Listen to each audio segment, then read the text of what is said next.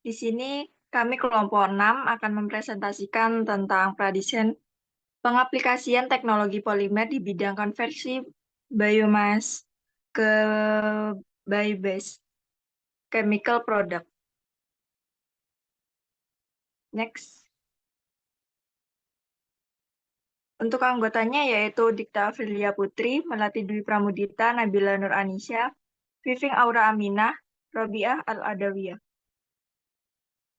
Next. Untuk latar belakang akan dipresentasikan oleh rekan saya. Latar belakang. Em, Terbentuknya bioplastik di latar belakangi di mana biji plastik merupakan komponen polimer organik yang berasal dari minyak bumi yang telah melalui proses polimerisasi, polikondensasi, dan poliadisi dari monomer-monomer, sehingga bisa dibentuk sesuai dengan kebutuhan bentuknya. Perannya dalam menjaga kesehatan, keamanan, dan kualitas hidup telah membuatnya menjadi produk yang sangat penting. Plastik konvensional yang sering kita gunakan sejauh ini adalah polimer sintetik yang terbuat dari sumber daya tak terbarukan seperti minyak bumi, yang sulit diuraikan di alam. Dampaknya adalah semakin banyak penggunaan plastik akan meningkatkan polusi lingkungan. Menurut data Kementerian Lingkungan Hidup dan Kehutanan pada tahun 2015, jumlah tumpukan sampah di Indonesia telah mencapai 175.000 ton per hari, serta setara dengan 64 juta ton per tahun. Berdasarkan hasil studi yang dilakukan di beberapa kota pada tahun 2012, pola pengelolaan sampah di Indonesia terbagi sebagai berikut. Sebanyak 69% diangkut dan ditimbun di tempat pembuangan akhir, yaitu TPA. 10% dikubur, 7% dikompos dan didaur ulang, dan 5% dibakar, sisanya sebanyak 7% tidak terkelola, menurut Kementerian Lingkungan Hidup tahun 2015. Selain itu, bahan plastik yang berasal dari polyolefin tidak dapat mengalami degradasi oleh tanah dan jika dibakar akan meleleh dan memadat kembali. Bahan plastik tersebut juga memiliki sifat perintang yang tinggi terhadap permeabilitas O2 dan CO2. Oleh karena itu, karena sifat perintang tersebut, plastik tidak mudah dilewati oleh oksigen dan karbon dioksida. Menurut Sabela tahun 2019.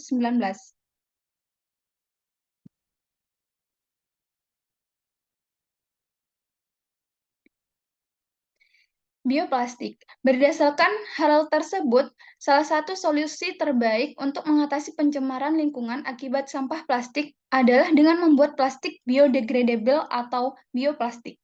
Bioplastik mempunyai sifat ramah lingkungan karena sifatnya yang dapat kembali ke alam. Bioplastik dirancang untuk memudahkan proses degradasi terhadap reaksi enzimatis mikroorganisme seperti bakteri dan jamur. Plastik biodegradable adalah polimer plastik yang terbentuk dari monomer organik yang ada dalam pati, selulosa, protein, dan mikroorganisme. Plastik ini dapat digunakan seperti plastik konvensional biasa, tetapi akan terurai oleh aktivitas mikroorganisme, menghasilkan air dan senyawa yang tidak berbahaya bagi lingkungan dan kesehatan ketika dibuang ke alam. Plastik biodegradable merupakan suatu materi yang dalam kondisi dan waktu tertentu mengalami perubahan dalam struktur kimianya karena interaksi dengan mikroorganisme seperti bakteri, jamur, dan alga yang mempengaruhi sifat-sifatnya menurut Cadel dan Kelly-Kroon tahun 2023. Plastik yang dapat terurai terbagi menjadi 4 kelompok sebagai berikut. Yang pertama yaitu plastik yang dapat terurai. Yang kedua, plastik yang dapat terurai secara foto. Yang ketiga, plastik berbasis bio. Dan yang terakhir adalah plastik yang dapat terbiodegradasi. Kemampuan biodegradasi plastik tidak tergantung pada sumber yang digunakan untuk mengumpulkan monomernya, melainkan pada struktur kimianya. Sebagai contoh, plastik umum seperti polietilen tereftalat atau PET, polivinil klorida atau PVC, polietilen densitas tinggi atau HDPE, polietilen densitas rendah atau LDPE, polistiren atau PS, polipropilen atau PP, dan plastik lainnya tidak termasuk dalam kategori plastik yang dapat terurai, meskipun monomer awal polimer seperti PE, PP, dan PVC serta PET dapat diperoleh dari sumber daya hayati. Plastik ini memiliki struktur berat, molekul tinggi karena adanya pengulangan unit monomer kecil, menurut Chia dan kawan-kawan tahun 2020. Sifat bioplastik dipengaruhi oleh beberapa faktor, diantaranya adalah sebagai berikut. Yang pertama yaitu jenis bahan dasar yang digunakan. Yang kedua yaitu jenis plastizer yang dipakai. Dan yang ketiga yaitu rasio bahan dasar dan plastizer menurut Maryuni dan kawan-kawan tahun 2018. Plastik biodegradable yang biasanya terurai saat berinteraksi dengan air, enzim, UV, dan perubahan pH secara bertahap dapat dihasilkan oleh sumber daya terbarukan termasuk komponen hewan, tumbuhan, alga, dan mikroorganisme. Pendekatan bioplastik yang dapat terbiodegradasi ini sangat hemat sumber daya dan memiliki keunggulan dalam menghemat energi, menghindari limbah makanan, dan mengurangi emisi karbon dioksida menurut Chia dan kawan-kawan tahun 2020.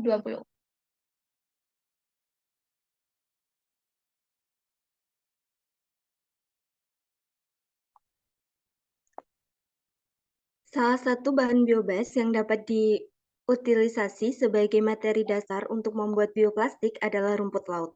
Residu dari rumput laut dapat dimanfaatkan sebagai bahan baku untuk pembuatan film biodegradable. Dalam industri rumput laut, hanya sekitar 30-35% bagian tertentu yang digunakan. Sedangkan sisanya sebanyak 65-70% menjadi limbah yang belum banyak dimanfaatkan. Rumput laut menunjukkan potensi yang besar sebagai bahan baku pembuatan bioplastik karena ketersediaannya yang melimpah di Indonesia, menurut Sabela 2019. Film biodegradable yang berasal dari rumput laut memiliki tampilan yang transparan, tidak toksik, fleksibel, mudah terurai di alam, dan memiliki sifat mekanis yang baik, sehingga cocok untuk aplikasi sebagai bahan kemasan dalam industri pangan, menurut Hidayati dan kawan-kawan 2019.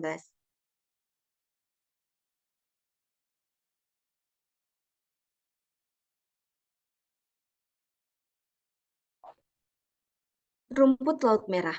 Rumput laut dikembangkan secara ekonomis melibatkan jenis-jenis seperti Eusema, Gracilaria, dan Hypna. Limbah yang dihasilkan oleh pengembangan ini dapat dimanfaatkan sebagai bahan penting dalam pembuatan komposit bioplastik. Rumput laut mengandung selulosa dengan tingkat kristalitas yang tinggi. Jenis-jenis rumput laut ini meliputi rumput laut merah, rumput laut hijau, dan rumput laut coklat, menurut Rahmi dan kawan-kawan 2020. Rumput laut merah adalah kelompok alga laut yang termasuk dalam divisi Rhodophyta. Mereka dikenal akan warna merah mereka yang disebabkan oleh pigmen phycobilin. Rumput laut merah tersebar luas di lingkungan laut, baik di perairan tropis maupun subtropis, dan seringkali tumbuh pada kedalaman yang bervariasi, menurut Hidayati 2019. Rumput laut merah umumnya diolah untuk menghasilkan kerajinan dan agar. Limbah pengolahan rumput laut merah telah digunakan sebagai bahan pengisi polietilen densitas tinggi atau HDPE berbasis biokomposit. Rumput laut merah atau Gracilaria verrucosa yang diekstraksi untuk menghasilkan agar dan menyisihkan limbahnya yang dapat digunakan sebagai bahan penguat komposit bioplastik.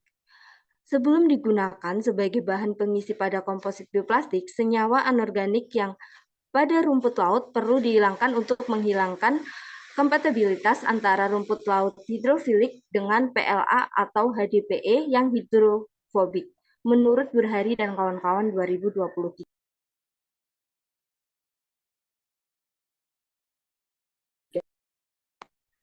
Kandungan pada rumput laut merah. Rumput laut merah juga mengandung senyawa keragenan yang merupakan salah satu phycocoloid paling menjanjikan dan menunjukkan kemampuan untuk digunakan sebagai bahan baku bioplastik, menurut Maryuni dan Mangiwa 2018. Keraginan adalah sejenis polisakarida galaktosa yang diekstraksi dari beberapa jenis rumput laut merah. Ini merupakan hidrokoloid yang terbentuk dari ester kalium, natrium, magnesium, dan kalium sulfat dengan kopolimer galaktosa 3,6 anhidrogalaktosa menurut Mariani dan kawan-kawan 2018. Beberapa penelitian telah dilakukan untuk membuat bioplastik dari rumput laut merah, seperti menggunakan keraginan dari rumput laut merah asal Kabupaten Biak yang dicampurkan dengan sorbitol sebagai bahan pemlastis, dan menggunakan keraginan dari Eusebia coltoni terplastisasi bergaunat nanoselulose.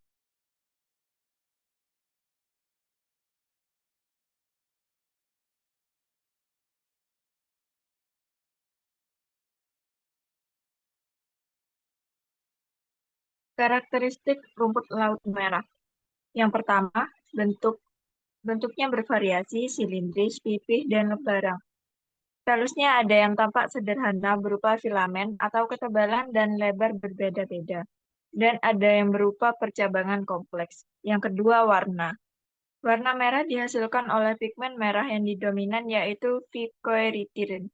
Yang ketiga, pigmen. Memiliki pigmen-pigmen dengan tipe yang berbeda, klorofil, karotenoid, picobilin, dan lain-lain, yang dapat mensintesis bahan organik dari bentuk yang sederhana yaitu udara, karbon dioksida, dan menggunakan cahaya matahari sebagai energi. Yang keempat, habitat. Hidup di laut banyak terdapat di laut tropis. Sebagian kecil hidup di air tawar yang dingin dengan aliran deras yang cukup banyak oksigen. Selain itu, rumput laut jenis ini juga dapat ditemukan di air payau. Yang kelima, kandungan senyawa bioaktif. Kandungan senyawa bioaktif tinggi seperti keragenan dan antioksidan. Yang keenam, potensi ekonomi. Rumput laut merah memiliki potensi ekonomi yang besar terutama sebagai bahan baku dalam industri makanan, kosmetik, dan tekstil. Rumput laut merah juga merupakan sumber devisa negara dan sumber pendapatan bagi masyarakat pesisir menurut Sabella tahun 2019. Next.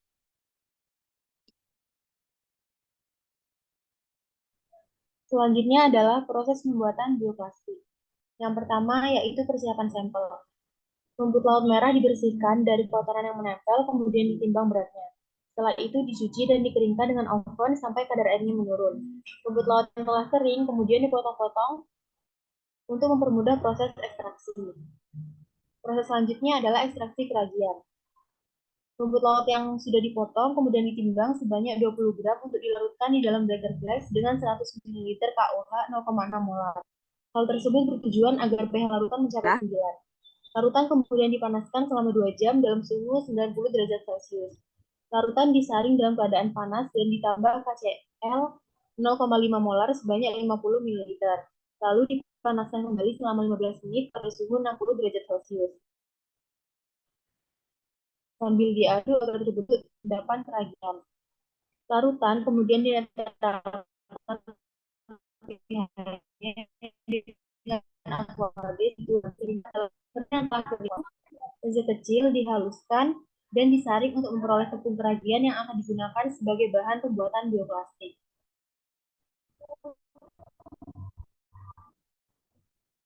Next.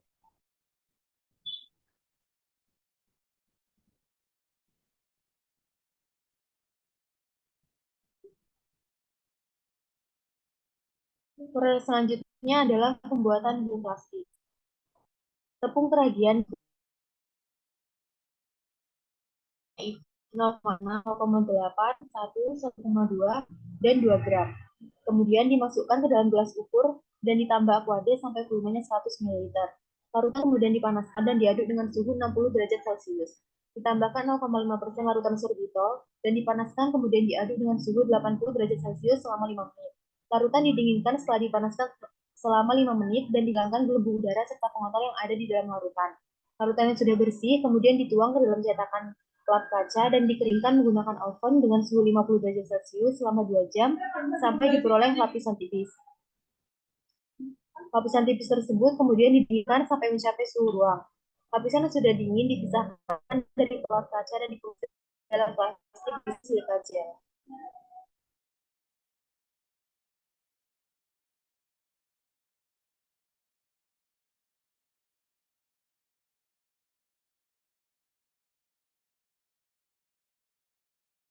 Untuk yang selanjutnya yaitu uji karakterisasi bioplastik dari alga merah.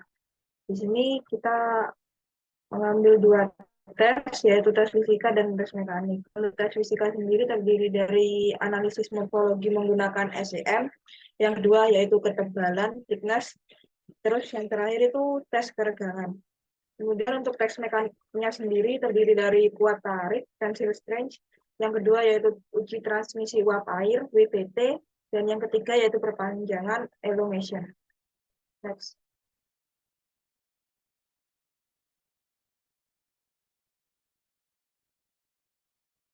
Untuk tes fisika, yang pertama yaitu ketebalan, thickness. Menurut Aryuni 2018, uji ketebalan ini dipengaruhi oleh volume penuangan, ukuran cetakan, serta konsentrasi padatan terlarut pada larutan pembuatan bioplastik. Ketebalan bioplastik sangat dipengaruhi oleh konsentrasi padatan terlarut pada larutan pembentuk bioplastik. Hal ini terjadi karena jumlah polimer keragian yang semakin banyak di dalam matriks bioplastik, di mana setiap monomer keragiannya terhubung dengan ikatan hidrogen intermolekul yang menyebabkan terbentuknya rongga di dalam matriks bioplastik, sehingga bioplastik menjadi semakin tebal. Yang kedua yaitu analisis morfologi menggunakan SEM. Pengujian ini dilakukan untuk mengetahui kenampakan dari permukaan bioplastik yang dihasilkan. Dari hasil yang didapatkan setelah pengujian, didapatkan hasil bahwa terdapat rongga pada matriks bioplastik yang terbentuk. Hal ini kemungkinan dikarenakan ukuran molekul keragian yang besar dan penyebarannya yang tidak merata di dalam matriks, sehingga matriks yang terbentuk kurang rapat dan terdapat rongga. Tes yang terakhir yaitu tes keregangan. Pengujian ini dilakukan menggunakan mesin uji universal testometrik M550AT. Tes ini berfungsi untuk menentukan sifat keregangan dan uji daya tarik dari bioplastik yang sudah dibuat. Tes ini sangat dipengaruhi oleh konsentrasi ragi yang digunakan dalam pembuatan bioplastik ini. Semakin besar konsentrasi yang digunakan, maka hasil yang diperoleh semakin lebih baik, begitupun sebaliknya. Next.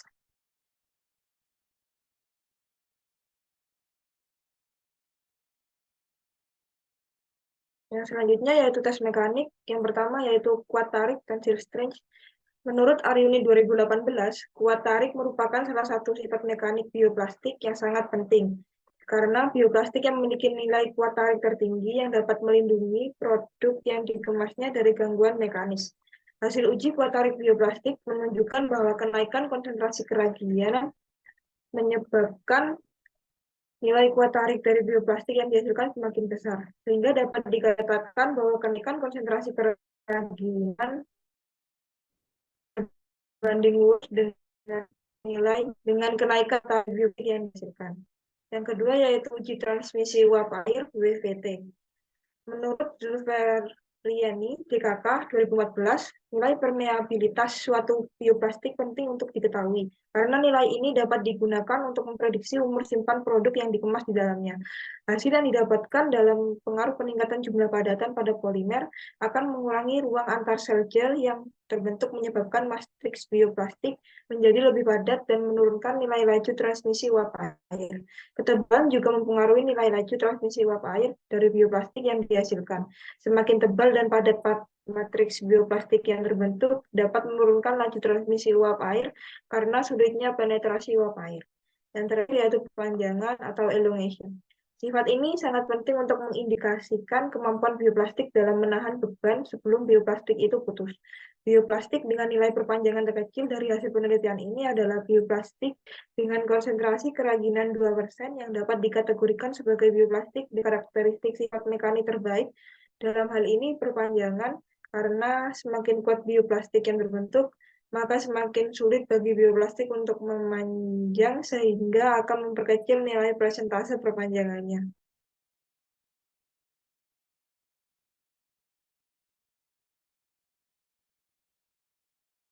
Kelemahan bioplastik bahan rumput laut yaitu yang pertama daya tahan yang lebih rendah. Bioplastik memiliki ketahanan air yang rendah atau mudah rusak jika terkena air. Bioplastik rumput laut cenderung kurang tahan terhadap panas, cahaya, dan kelembapan dibandingkan dengan plastik konvensional. Ini bisa membuatnya kurang cocok untuk beberapa aplikasi. Yang kedua, biaya produksi. Produksi bioplastik rumput laut yang ini mungkin lebih mahal dibandingkan dengan plastik konvensional karena rumput laut harus diambil, diolah, dan dibuat menjadi bioplastik. Yang ketiga, keterbatasan dalam aplikasi. Bioplastik rumput laut mungkin tidak sesuai dengan semua aplikasi plastik karena sifat-sifatnya yang berbeda. Sebagai contoh, tidak semua jenis bioplastik rumput laut bisa digunakan untuk membungkus makanan menurut GADA 2021. Next. Dampak terhadap lingkungan. Bioplastik menjadi sangat kontroversial dalam menentukan dampaknya terhadap lingkungan. Meskipun bioplastik sering diuji sebagai alternatif yang sangat baik dibandingkan plastik konvensional, bioplastik juga mempunyai kelemahan. Beberapa bioplastik yang tingkat degradasinya rendah atau tidak dapat terurai hanya akan terurai pada suhu tinggi atau ketika diolah dalam komposter atau pencernaan perkotaan. Penguraian selama pengomposan menghasilkan gas metana, gas rumah kaca yang berkali-kali lebih kuat dibandingkan karbon dioksida. Gas rumah kaca ini berkontribusi terhadap masalah pemanasan global. Produksi bioplastik menghasilkan polutan dalam jumlah yang lebih besar karena pupuk dan pestisida yang digunakan dalam budidaya tanaman, selain proses kimia yang diperlukan untuk mengubah bahan organik menjadi plastik. Ditemukan juga bahwa bioplastik berkontribusi lebih besar terhadap penipisan ozon dibandingkan plastik tradisional yang berasal dari bahan bakar fosil. Ditemukan bahwa PET berbasis bioplastik hibrida berpotensi menyebabkan kanker dan juga memiliki efek toksik yang berbahaya terhadap ekosistem bumi, menurut Nurdin 2022. Next.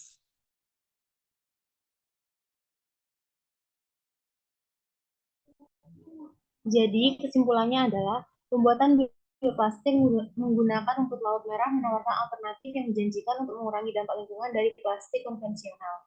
Rumput laut merah sebagai sumber bahan baku menunjukkan keberlanjutan karena pertumbuhannya yang melimpah di lingkungan laut. Ekstraksi polisakarida seperti keragian dari rumput laut merah digunakan sebagai bahan utama untuk bioplastik yang dapat dirancang sebagai alternatif biodegradable atau compostable. Pemanfaatan bioplastik ini dapat mengurangi ketergantungan pada plastik dan mengatasi masalah limbah plastik di lingkungan. Namun, perlu penelitian lebih lanjut untuk memahami secara menyeluruh efisiensi produksi, sifat mekanis, dan ketersediaan bahan baku. Dukungan dari industri dan kesadaran konsumen terhadap manfaat lingkungan bioplastik dapat mempercepat adopsi teknologi ini, yang pada gilirannya dapat memberikan kontribusi positif terhadap ekonomi hijau dan pengembangan industri berkelanjutan.